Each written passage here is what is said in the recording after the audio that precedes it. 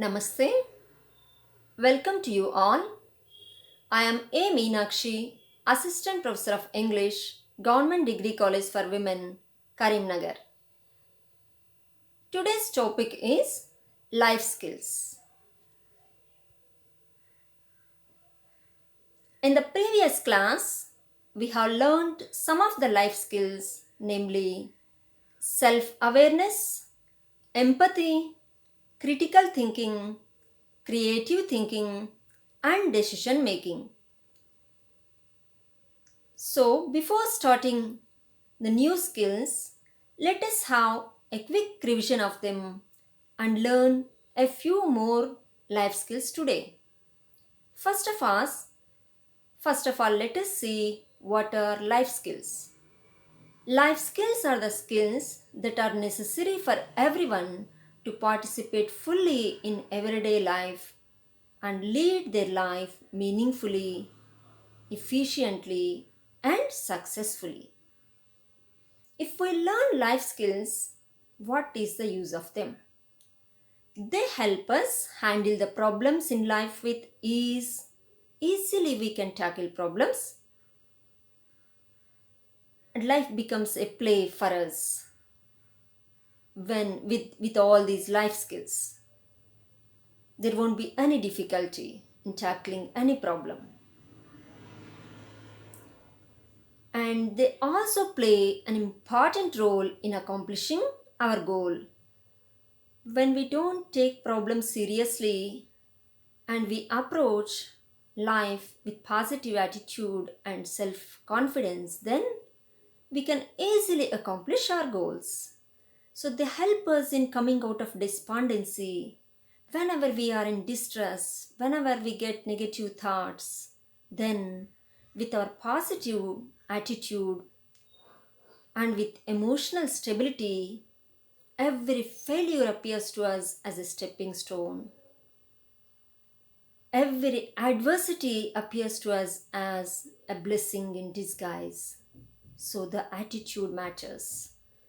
So, to lead a meaningful life, one should acquire life skills. With the help of these life skills, we can cross the ocean of this world. This means we can live efficiently in this world.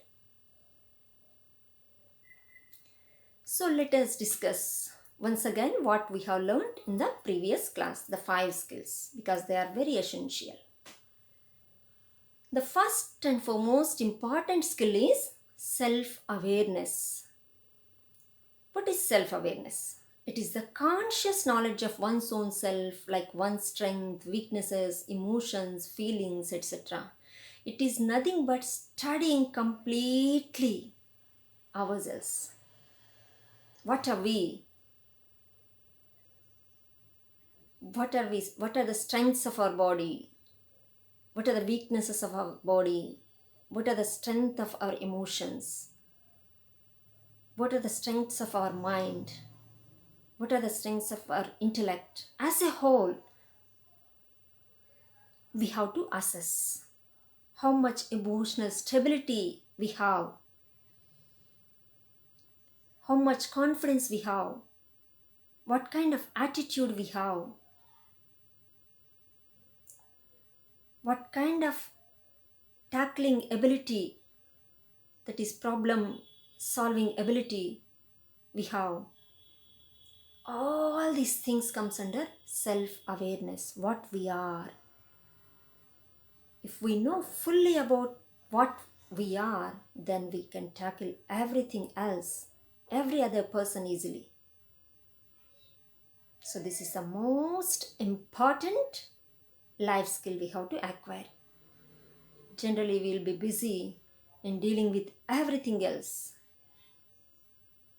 and not with ourselves. We think about everything else in this world, but not about ourselves, our own inner nature. So, before assessing others, we have to assess ourselves. All the successful stories of legends is nothing but they assess themselves correctly and move forward in their lives. So, the first life skill we have to learn is self awareness. Not only for a student, not only for a teacher, for every human being, this is the crucial life skill. Assessing oneself and accepting oneself with all strengths and weaknesses, and having a goal according to these strengths and weaknesses, for what we are fit, which job is suitable for me, in what kind of environment I can live with all my capabilities. So all these things we have to assess. And the second one is empathy. This is also a great human quality. It implies the ability to understand and share the feelings of another person, other person. When we have this skill, we can be successful in both personal life as well as professional life. So, to acquire this, we should have self-awareness first. Then we can aware of what others are. It is nothing but thinking, sitting in their position, what we need at the time of misfortune, at the time of distress, at the time of despondency, and giving to the person same what we really in need of when we are in such position. This is called as empathy. What does it do? It cleanses the mind as we feel for the miserable. Our mind is cleaned, says Aristotle, the Greek philosopher, and also Patanjali, the Indian philosopher, the writer of Yoga Sutras. So this human quality we have to inculcate. And the next skill we have learned is critical thinking. What is critical thinking? Nothing but using our intellect properly. This we do in our life, especially students in the classroom. What do? You receive the information when the teacher teaches, and you try to understand and assimilate it, and finally analyze it. In the same way, after reading a book also, you can receive the information and understand and assimilate it and analyze it. This critical thinking is very much useful while taking any project, any work.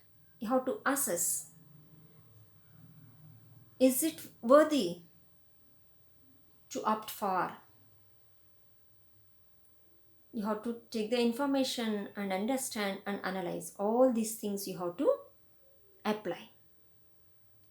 This thing help us in controlling our emotions and our impulsive nature, and growing above all these emotional disturbance stage to moving towards emotional stability. We become balanced, we become stable, and start thinking logically. And then next skill is creative thinking. It is the ability to be innovative and to create newer ways of thinking, a novel way of thinking. It helps at problems and bring in new perspective. The problem may be same, but we see it in a new perspective. It's like in India, there is illiteracy, unemployment, all these things we see normally.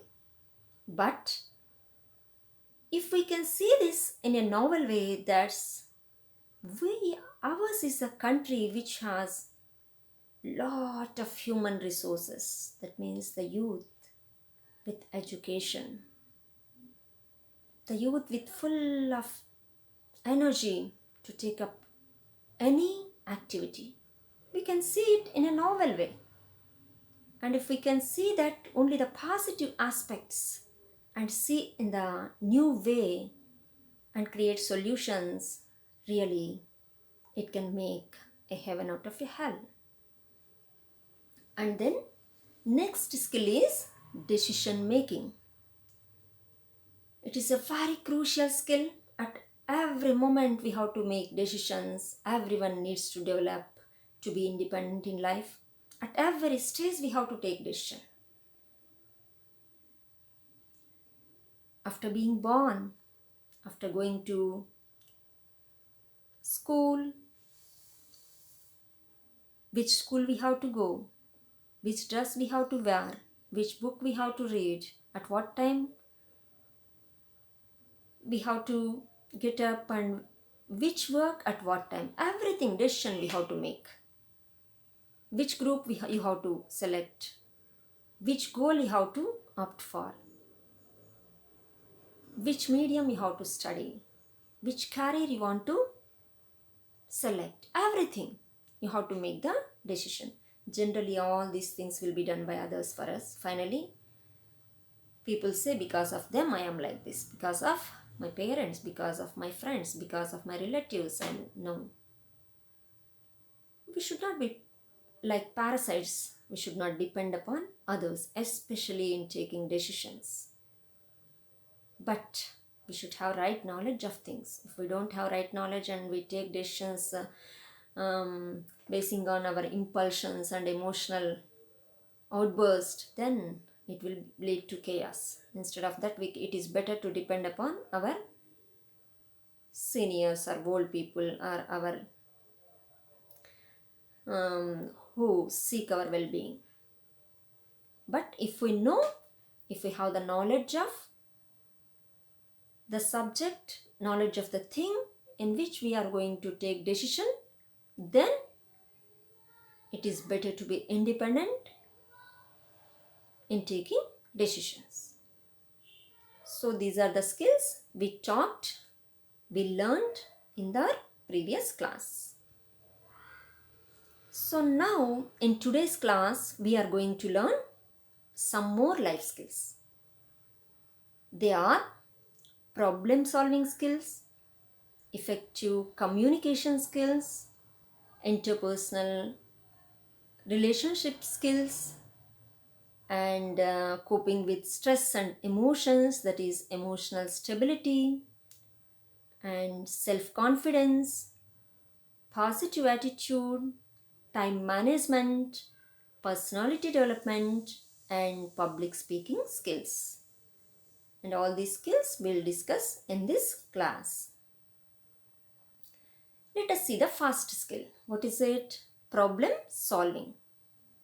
Everyone faces problems in one's personal and professional life. See any person in this world, everyone has a problem.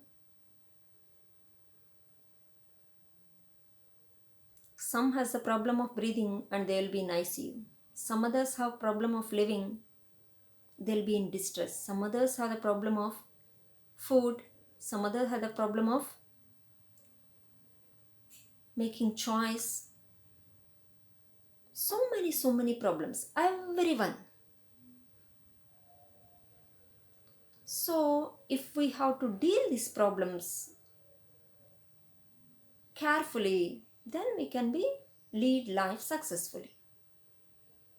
For some people, even a small problem appears as a big one. For some, a difficult thing becomes an easy one. Everything matters with the attitude, how we look at the problem.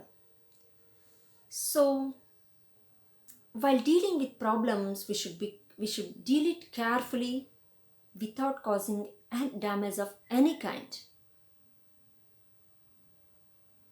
Problem solving skills enable the individual to deal the problem constructively and minimize physical and mental stress.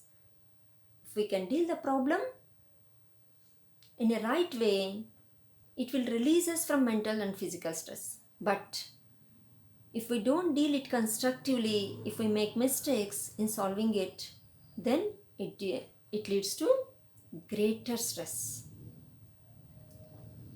The following steps may help to solve different problems in day-to-day life. Let us see what those steps are. The first step is identifying the nature of the problem. We have to identify what is the nature of this problem, what kind of problem is it. We have to brainstorm and say what are the possible solutions for the problem. We can write down 10, 20 solutions. You can write down on a paper. And then, first of all, see what brainstorming is. Brainstorming is thinking about the solutions of a problem. So many problems, so many solutions may appear in front of us. So when we brainstorm, it helps to generate a number of ideas on a topic. It can be used by learners working in a group to generate ideas collaboratively. Mind mapping, questioning, and reverse brainstorming are some of its techniques. So, after brainstorming, what shall we do? We have to list the possible hurdles to overcome in solving the problems. So, while solving these problems, there may be so many hurdles. That also we have to list. What are the hurdles we have to cross before solving this problem? Then we have to identify the tools and references that are needed to help in arriving at a situation. First, we have to think about the problem, what kind of problem it is, and after that we have to think about the various solutions for the single problem. And among the various solutions, in each solution we have to see what are the hurdles in overcoming those problems. So among all those solutions, which one is better? So that path we have to take, and that with that solution we have to solve the problem.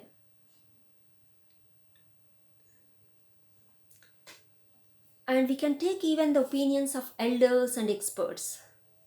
Say, a wise man is he who learns from the experiences of others. To foresee the dangers, we need not wait to have our own experience. We can take others' experiences also. With that, we can learn and we can move forward. So, when the problem is very big, when the task is high, what we have to do? We have to break down the problem into manageable component parts. We have to make it divided into smaller ones. And one after one, we have to solve. And we have to analyze the strength and weaknesses of the problem also. And from that, we have to evaluate the solutions. And finally, we have to assess the outcome and offer possible suggestions after careful deliberation. So these are the various steps to solve the problems.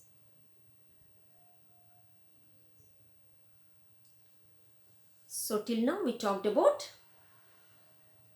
problem solving skill. It is very much necessary for everyone as we encounter with several problems daily. Now the second one is effective communication. It is a social skill which is helpful for us when we are in society, especially oral communication skills. It is the ability to express one's thoughts in a suitable way and is one of the most important skills. And communication process involves two significant parts. They are listening and speaking. We are talking about the oral part. If it comes to written communication, then even reading and writing also matters. Here we are talking about only oral communication. So here what are needed? Listening and speaking. And we have to listen to someone carefully. What the speaker is saying. And after fully understanding what the speaker is saying, we have to speak with that person with clarity. So communication helps achieve an exchange of information, ideas, thoughts, and feelings. A successful communication involves careful listening and attention to details. It also includes the confidence to express the subject matter and the use of appropriate body language. So body language also matter. Communication means generally we think verbal communication. Words, what we are talking. No, not only that, but non-verbal communication, the eye contact, the gestures, all these also matter. So suggestions for effective communication. First thing is, already we decided that there are two parts in this. The first part is listening. So we should be a good listener. First of all, we should good listeners. We should focus on what the speaker is saying. Most of the times what happens is, for misunderstandings, we don't listen properly. Everyone wants to speak without listening to others. So first what we have to do? We have to focus on what the speaker is saying. And then we should avoid interrupting the speaker. In the middle we may get doubts, but we have to ask them at the end. We should not interrupt while the speaker was speaking. We should also show some curiosity in what the speaker is saying. These three things are needed to be a good listener. Next, we should become a good speaker. How? By articulating words effectively, effective use of words, exact word we have to use, and we have to demonstrate appropriate body language and feelings. And we have to maintain eye contact with the audience. That is also very much important. It makes them also alert. And we should pay attention to non-verbal signals also. How the audience, they are reacting, how the listeners are reacting, are they really interesting or not. Beware of individual differences. We should beware of even individual differences. Person to person there will be some change. One person may have emotional outburst, another person may have emotional balance. So like that there will be individual differences. We should be aware of those things also. And we have to use non-verbal signals also, such as eye contact, gesture, facial expressions that match up with the communication. So non-verbal communication should match with the verbal communication.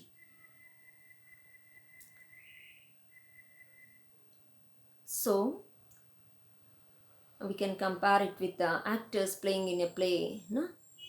When their gestures and words match, then only it appears as a good play. Like that. And we should practice language without errors. If we make many mistakes while speaking, it won't appeal to the listener. So we have to practice. Before going to speak, we have to practice. And on this occasion, I remember, so the previous Prime Minister, who worked as a Prime Minister of Britain, Winston Churchill, he emerged as a great public speaker. He used to give wonderful lectures. But before becoming a good speaker, he was very much afraid of delivering lectures, delivering speeches. So he used to practice by standing in front of the mirror daily. Whatever he wanted to say, he used to write down, and He used to read them once, twice, thrice, like that, and afterwards he used to practice standing in front of the mirror. With that practice, later he became an eloquent speaker, a great speaker. So we can also practice like that. Give a good example if there is any disagreement. If we really want to disagree with a person, we should not say bluntly that I don't disagree with you. If we say like that, that means we lack life skills. So what we have to say? We have to give an example stating that why we are disagreeing. An example works well than saying it straightly. So provide an analytical feedback. Provide an analytical feedback. On this occasion, I remember an instance in the life of Swami Vivekananda. He was traveling in a train, and in that train, some Englishmen were also traveling along with him. When Vivekananda was sitting, these other Britishers, they started talking about him, thinking that he doesn't know English. And they started saying, these Indians are very lazy people. You see this man, he is hardly how 35 years, but he doesn't do any work and he became a beggar.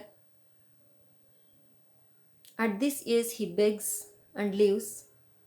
Like that, they started commenting on him. Swami Vivekananda didn't say a single word, just listened to their words. And then a railway employee, the ticket collector, came to ask tickets. Then Swamiji spoke to the ticket collector in English. Then these two people wondered, because till now they thought that this person doesn't know English, but now they understood. Then when the ticket collector left, then they asked why he didn't react to their words. Then he said, this is not the first time I have seen the fools. You see, he can say directly you are fools, but what he is saying, this is not the first time I have seen fools like this. It is giving an example. We can disagree. So next skill is interpersonal relations. This skill, it is also a social skill which helps us establish a healthy bond among the family members, relatives, friends, acquaintances, colleagues, superiors, everyone. With the help of this skill, we can sustain cordial relationships with people. People who are well versed with interpersonal relationship skills succeed in their life. Interpersonal skills can be developed among the family members, friends, colleagues, team members, with everyone whomever we come into contact with in life. The components that helps the individuals in managing good personal relationships are sympathy. If someone is in miserable condition, we have to show some sympathy and help them. This helps us in maintaining a good relationship with that person. And we can even go forward and show empathy. By being in their state, we can help them, either through words or through gestures, or by helping financially, or by giving some things to them and helping them. And we feel sensitivity. A sense of sensitivity is also needed. If we don't react to certain things, it also lead to the destruction of relationship. And we should also have tolerance. When certain things happens, we need to tolerate them, endure them. We can't expect every person to be what we think of. In every person there may be some merits and some demerits, some positive things and some negative things. Then we should have tolerance to bear with. And then acceptance. We should be in a position to accept people and things as they are. We should accept everyone as they are, as he is, as she is. If we can't accept means we can't maintain the relationship. And reciprocity. If any person helps us, then we have to react in the same way. And then etiquette, and we should have some respect towards others. We should have good etiquette. And then always we should have an attitude of positive attitude, optimistic attitude we should have to maintain interpersonal relations. At the same time, we should have a healthy distance. We should maintain a healthy distance. We should not interfere with all their personal things. We should maintain a healthy distance, and whenever they need us, then only we have to help them. When they want their privacy, if we disturb them means it spoils the relationship. And lack of prejudice. Prejudice means sometimes we assume that this person is like this. That means he is very proud, he is this, that, like that. We assume. No, we should not assume things like that, persons like that. We should see the reality. Lack of prejudice should be there. And whatever we want to say, we have to communicate effectively. So effective communication is also needed. Whatever we think may be positive, but if we can't communicate properly, it also affects the interpersonal relations. The next thing is coping with stress and emotions. An individual's personality is shaped by various factors. A healthy environment generates an overall development of an individual, preparing him or her for all types of situations. And each person has different set of experiences which makes him different from other individuals. The term stress has become normative in the modern day setup. Sometimes the reasons behind this can be traced, whereas some other times there is no particular reason and all the factors combined together induce stress. Stress may create some serious health issues, both physical and as well as mental. Hence, it is necessary to know how to cope with stress. When we are in stress, we feel as if we had several health problems. But when we go for diagnosis, we won't find anything there. No reason, but we experience all these problems. They are called as psychosomatic problems. These are all because of stress. The first step to keep stress at bay is the identification of the reason. First of all, we have to identify what is the cause of this stress. What is the reason for this stress? If we find out the reason, then we can eliminate that. And it is essential to identify the areas where stress is caused, such as nature of work. That means if I don't like the job I am doing, the work I am doing, then definitely there will be stress. Additional burden of work. I may have the capacity to do work for 6 hours or 7 hours. Then if there is work for 10 hours, what can I do? It may be additional burden. So I feel it as burden, so stress. There may be increase of stress. And also sometimes environment. The environment sometimes we may not like the company of some people, and in such environment we have to work. That is also leads to stress. And after detecting the reasons for stress, one should try to get relief from it by following relaxation techniques. So we detected these are the reasons for stress.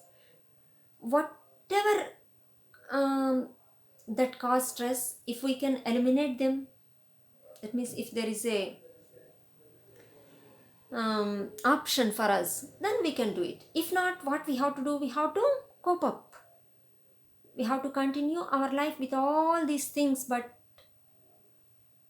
um, releasing stress. How? By making some changes in our lifestyle. So we should make yoga as a daily practice for us, as it relieves us from all the stress. Yoga practices such as pranayama, meditation, they may help us relieve. If not, we have to inculcate the habit of reading positive thoughts, positive ideas, inspiring personalities, biographies of great successful people. And we even inculcate the habit of writing, creative writing, writing a diary or writing any piece of art, writing a poem, writing an essay, anything, writing a story, we can. And we can even involve in activities, our interested activities. If someone may be interested in swimming, someone may be interested in playing cricket or football, whatever they like. And also by involving in social activities like serving food to them or giving lectures to motivate people. We can educate even public on corona. There's so many things we can do like that. By actively participating in social activities also, it also leads to emotional stability with which we can cope up with stress. So emotional stability is necessary for being free from stress. Some salient characteristics of emotional stability are positive attitude, self control, emotional management, mental preparation, balanced behavior, consciousness, and awareness. Now, let us see what is self confidence. Self confidence is the feeling of trust in one's abilities, qualities, and judgment. It improves work performance and plays a key role in achieving one's goals. The history of the world is nothing but the history of men and women who have confidence on themselves, says Swami Vivekananda. When we see the life of great personalities,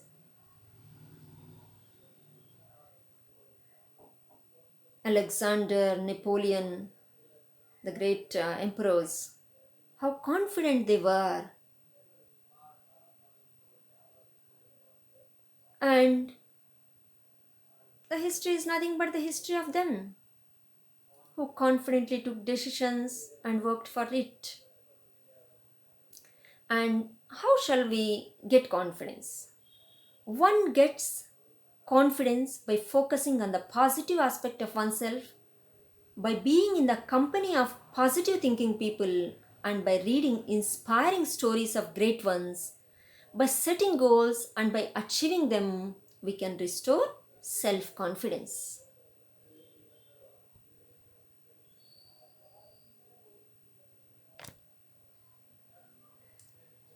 And the next skill we have to learn today is positive attitude. It is a mental outlook of optimism about situations, interactions, and also one's own self. It helps one cope more easily with the daily affairs of life. It makes easier to avoid worries and negative thinking. If it is adapted as a way of life, It brings constructive changes in one's life. It makes see failures as the stepping stones to success, and they look failures and problems as blessing in disguise. It is nothing but changing our attitude. We can't chase the external situations sometimes. Then what we have to do is we have to change ourselves. If we develop a positive attitude and if we look at things, we can see the difference in our lives. The next skill is time management. What is time management? It is the ability to use time effectively or productively.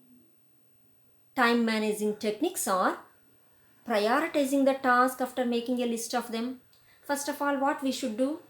We have to prepare a list of the things, to do things, what we have to do in our life, in this month, in week, today, all these things we can write down on a paper.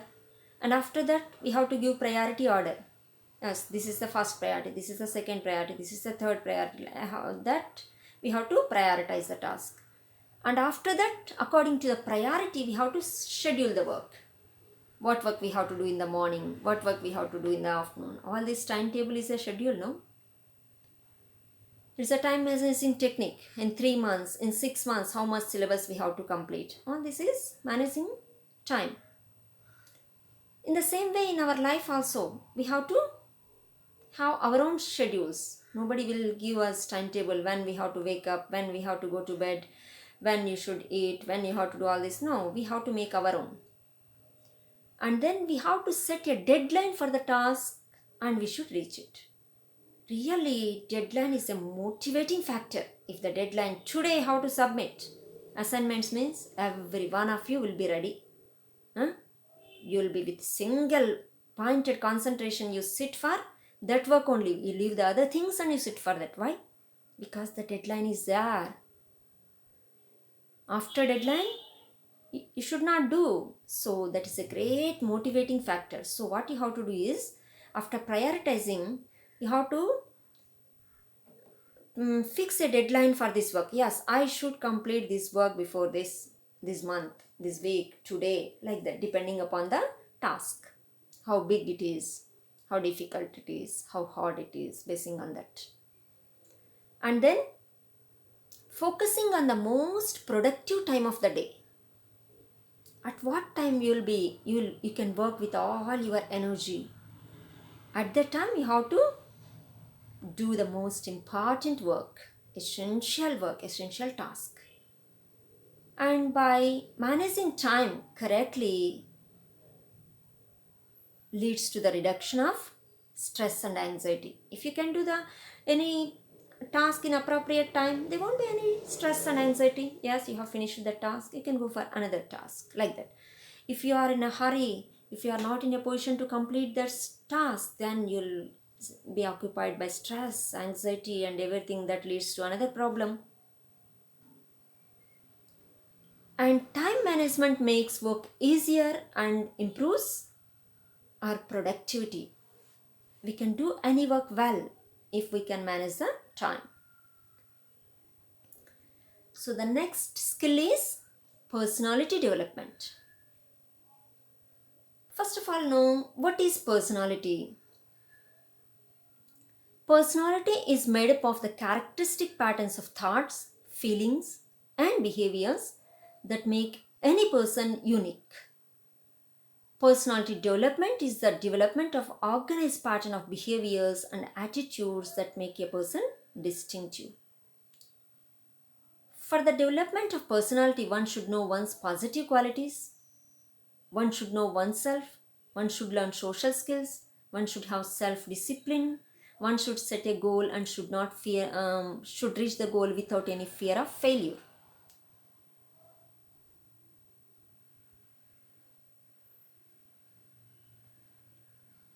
And the last one today the last skill that we are going to discuss is public speaking skills. It is also, we can say, a part of communication skills, but the difference here is instead of communicating with one or two persons, we communicate with lots of people. There may be audience, several people listening to us. Generally, we feel comfortable when there is a small group, but when there is a large group, we need to overcome fear, emotion, all this in front of when we stand in front of the public. So public speaking is also a form of oral communication where the speaker addresses a group of people whom he delivers his ideas on a particular topic. Public speaking is unavoidable in the life of politicians, broadcast journalists, teachers, lawyers, and even common people. Everyone has to interact and address the public at one stage or the other of one's life. So, what is the use of this public speaking? Because a good speech can have powerful impact on people. Therefore, one must master the skill of public speaking. Tips to master public speaking. What are the tips? Selecting a suitable topic. How should we select? The speaker needs to select an interesting topic. While selecting a topic, one has to notice two main points. How much detail one can go into while discussing it, and to what extent it can influence or interest the audience. And the second one is collection of information. The speaker must gather as much information as he can. He could collect information from various sources such as libraries, newspapers, magazines, TV shows, YouTube videos, internet, etc. Even one's own personal experiences also one can cite. And preparation. Preparation is key to success. The speaker should arrange the collected material in a systematic way and correct the grammatical or orthographical mistakes, if any. One must organize the points in a logical order. Firstly, one must state the topic and purpose of speaking. Then, one can introduce one's topic and then list the various points that one will be speaking on before moving on to the elaborate discussion of these points. One must conclude by summarizing the points and giving one's views on the topic. For successful speech, one must observe speeches of great orators and try to practice one's own speech by standing in front of the mirror. And then physical appearance. The audience usually estimates his eminence, that means the speaker's eminence, on the basis of the speaker's dressing style, which often reveals the confidence of the speaker. Dazzling and brightly colored attire should be avoided. It should be with dignity. When we see a person, we can say, yes, he is a dignified person by having a look at his dress itself, his or her dress itself. Next, understanding the audience. The speaker should bear a smile when he begins the speech. The speaker has to understand the prevailing mood of the audience and mold himself or herself to use the tone of expression that suits their disposition. And the next thing is avoid reading. The speaker should not read out everything from a book or a page or paper. No. Oral presentation uplifts the dignity of the speaker. One should speak without seeing. As far as possible, the speaker must avoid reading and must speak from memory. And reading distracts the audience and discourages them. If someone start reading by seeing a paper means, generally audience won't be interested in it.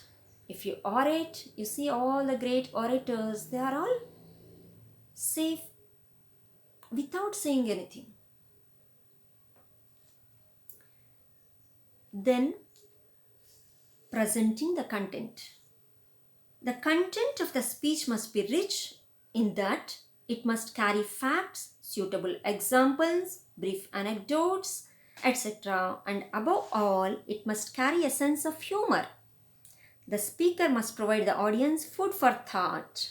The speech should be able to enthuse the audience and exhilarate them. The speech should avoid repetition of points and must not be long-winded. If necessary, the speaker can use audio-visual aids. However, in case of unexpected circumstances such as technical failure, power cut, malfunction of computer, mic or sound system, the speaker must not get nervous and must be in a position to carry on with his or her speech. So the next one is body language. Along with the verbal communication, non-verbal communication also occupies a vital role in making a public speech. Most well-known orators use their body language efficiently on stage to have an effect on the public. The speaker must look into the eyes of the audience while speaking and must stand straight. Next, peroration. Peroration is nothing but summing up the central idea. So the speaker should sum up the central idea about what the speaker said. After that, feedback. The speaker should conclude the speech and must get the feedback from the audience by asking questions, by inviting questions, and by giving answers. Like that, he can get feedback.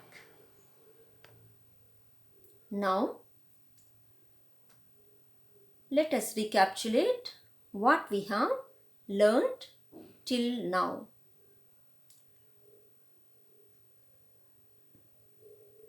So we talked about what are life skills. Life skills are those skills which are necessary for everyone for leading a meaningful life, effective life and successful life. And we talked about various life skills such as self-awareness, empathy, critical thinking, creative thinking, decision making. All these things, all these skills. What is self-awareness? It is the conscious knowledge of one's own self, like one's strengths, weaknesses, emotions and feelings. And the next skill, empathy. It implies the ability to understand and share the feelings of another, which is a process of cleansing the mind. And the next skill, critical thinking. It helps the individual receive the information, assimilate and analyze it. The next skill is creative thinking, which is the ability to be innovative and to create newer ways of thinking. It helps look at problems and bring in new perspective. The next skill is decision making, which is an essential skill that everyone needs to develop to be independent in life. And the skills we have learned today are problem solving. The first skill. What is problem solving? Solving the problem with which we come across. So what does it enables us? It enables the individual to deal the problem constructively and minimize physical and mental stress. And there we know we need to find out the reason and we have to find out various solutions and we have to select and we have to find out even the hurdles in those solutions. And finally, we have to select the best possible solution. And the next one, effective communication. We know that effective communication is the social skill with which we can develop interpersonal relationships also. It is nothing but expressing one's own thoughts in a suitable way, correctly. Next, interpersonal relationship skills. These skills also help us in establishing a healthy bond among family members, relatives, friends, acquaintances, colleagues, and team members, with neighbors, with whomever we come across. And the next one is coping with stress and emotion. So, to cope with stress and emotion, what we have to do? We have to develop emotional stability. To develop emotional stability, we should change our lifestyle by applying relaxation techniques such as yoga, meditation, reading, writing, involving in our favorite activities like swimming, dancing, gardening, and even by involving in social activities. And the next one is self confidence. Self confidence is a feeling of trust in one's own abilities, qualities, and of judgments. So, this is the secret of all successful people in the world. Anyone you see, if anybody has succeeded, means what is their first one is self awareness and self confidence. They are aware of the positive qualities of themselves, so they get confidence on them. This confidence leads to success. And the next skill is positive attitude. What does it make? It makes us to march forward by recognizing all the failures in life as stepping stones to success, taking all adversities as blessing in disguise. It's a wonderful attitude with which we can live in this world as if we are playing. Next is time management. What is time management? It is the ability to use time effectively or productively. So, with the management of time, we can manage everything. If we can do a work in allotted time, means we can do the next work also in the same way, so we can reduce stress and we can live a healthy life. The next skill is personality development. It is the development of the organized pattern of behavior and attitudes that makes a person distinctive. So here it is also concerned with our lifestyle. How we are looking at the world. We try to change ourselves instead of changing the world. When we want to change the world, we fail because nobody will change. The only thing that we can do is we can change ourselves. If we think that our time is not sufficient to learn something, what we have to do? We have to manage time. Within the 24 hours, we have to give priority to the thing which is very much needed for us. Like that, we have to change our lifestyle and develop our own personality. And then the last one is public speaking. What is it? It is a form of oral communication where the speaker addresses a group of people to whom he or she delivers his or her ideas on a particular topic. It helps to it leads to become a great leader or a great teacher, like that. With these skills are very much necessary, public speaking skills.